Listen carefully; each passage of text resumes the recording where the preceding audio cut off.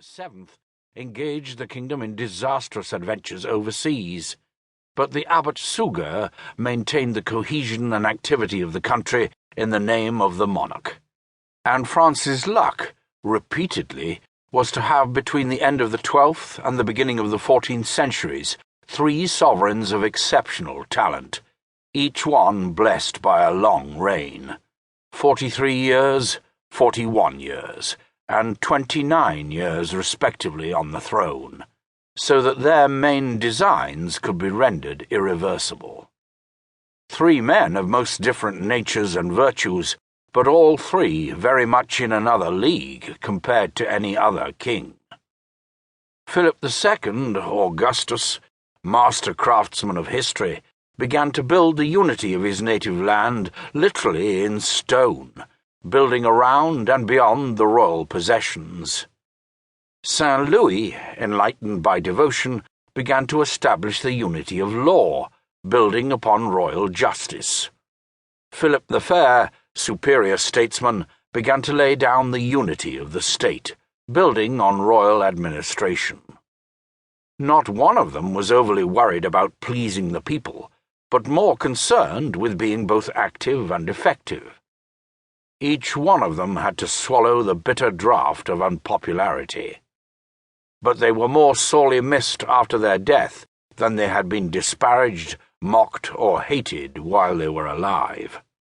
And above all, what they had strived for came to be. A country, a judicial system, a state, the defining foundations of a nation.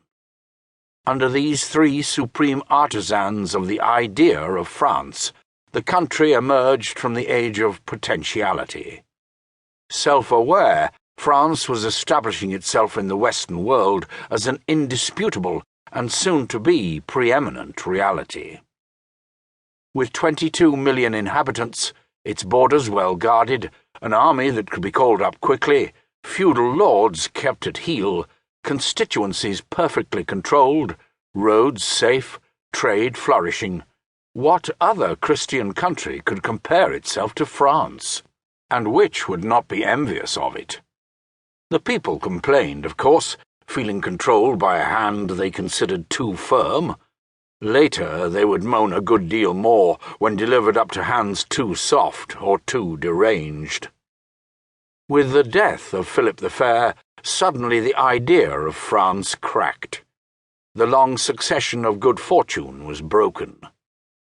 The 3 sons of the Iron King followed each other on the throne, without leaving male descent. We have previously told the story of the dramas the court of France went through as its crown was repeatedly auctioned to the most ambitious bidder.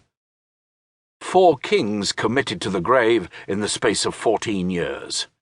More than enough to fill minds with dismay. France was not used to rushing to Rheims quite so often. It was as if the Capetian family tree had been struck by lightning in its very trunk. And to see the crown slip into the hands of the Valois branch, the troubled branch, would reassure no one.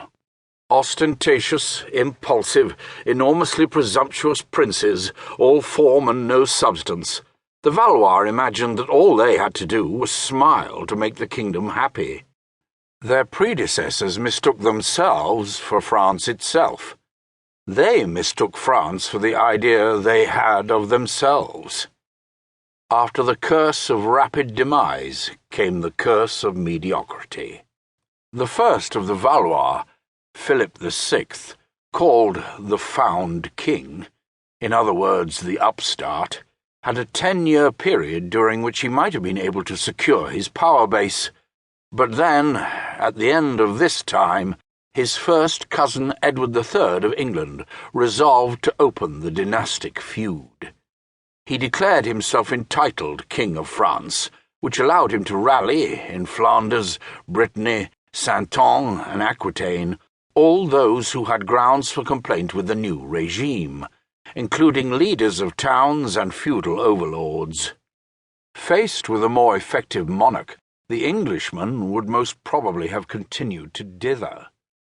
But Philip of Valois was incapable of warding off